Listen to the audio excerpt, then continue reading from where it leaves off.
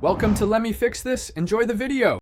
You're starting now. Remove immediate temptations by placing your phone out of reach for a 30-60-minute work block. Next, turn off non-essential notifications so only calls and alarms break through. This reduces reactive checking.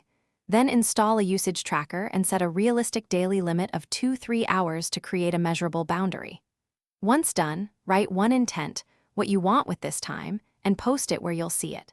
This establishes the simple, enforceable structure you'll use today. Now you shift the middle work. Replace impulse phone checks with a planned 10-20-minute alternative, read, walk, or do a micro task, and your brain learns a new reward. Create phone-free zones like bedroom and dining table so context stops automatic reaching.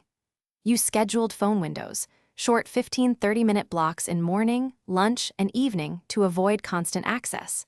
Make sure to use your tracker to review patterns daily. Adjusting timing reinforces success, and consistency forms the habit over 2 to 4 weeks. To finish, tighten limits gradually. Reduce your daily allowance by 15-30 minutes each week while keeping scheduled windows useful. Pair that with weekly rewards for meeting targets. This reinforces the behavior.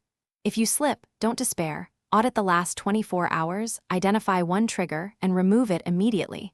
Triggers are concrete fixes. Make sure to enlist an accountability partner for check-ins.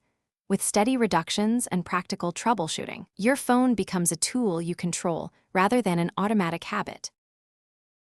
Thanks for watching. If you found this helpful, don't forget to like and subscribe.